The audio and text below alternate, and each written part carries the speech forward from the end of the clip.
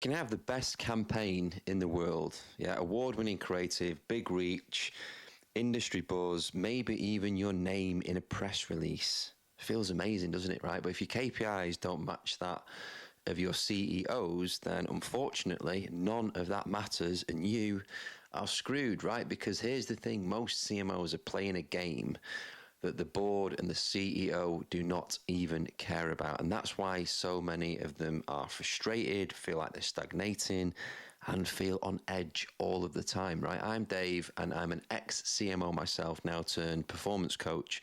And over the past year, I've used all my experience from boardrooms to endurance races to psychology coaching to now help ambitious guys and leaders reset, refocus, and rise, right? And I've seen inside of this role myself. I've lived the pressure, and now I coach CMOs as well, who are right in the thick of it. And I can tell you this, unless your scoreboard matches the CEO's scoreboard, you're always one meeting away from losing all of your credibility. Let me give you an example of this. When I was leading a marketing team for a global brand, we were smashing it. Engagement was up, brand awareness through the roof. Independent tracking showed we were the fastest growing brand in our category. I was proud, the team are proud, the agencies that had helped bring it all together were proud, but then comes the board meeting and the executives, the non-execs, the CEO ask one question: what's this done for revenue, Dave? Now, you can go into detail about brand funnel, customer perception, purchase intent, but in that moment, none of it matters because their scoreboard wasn't awareness or share of voice. Yeah, it was sales, margin, shareholder return. And the thing is, they're not wrong. Yeah, that's their reality. And the misalignment is not their fault.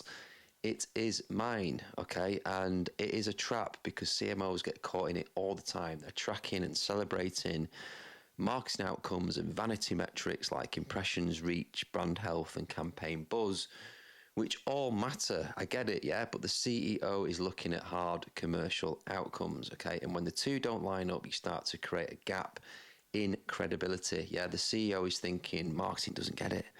And you're thinking the CEO doesn't value marketing and we're failing.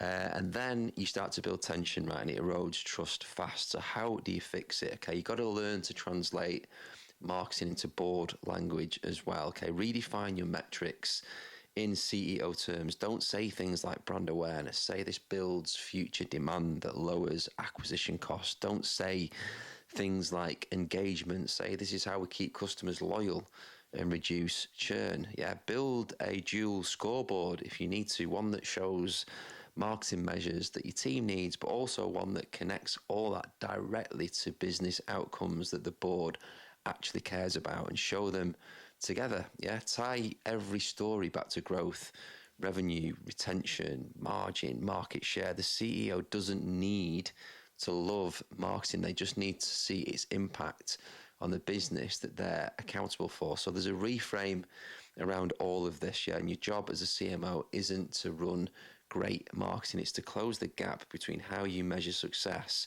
and how the CEO does, right? Because when you play the wrong game, you're always going to lose. But when your scoreboards do align, you become indispensable. And that is the trap that a lot of CMOs fall into, right? And if you're a CMO right now, ask yourself, am I speaking in marketing language or business language? Because you want to keep your seat, right? And if you want to keep your seat and you want to keep on performing, the answer has to be business language. And in the next video, I'm going to tackle another trap that I see all the time with CMOs, the fact that everybody in the business thinks that they can do your job and thinks that they're a marketer. Yeah, so hit subscribe, drop a comment if this resonates, maybe share it with a CMO who needs to hear it. Until then, I'll see you in the next one.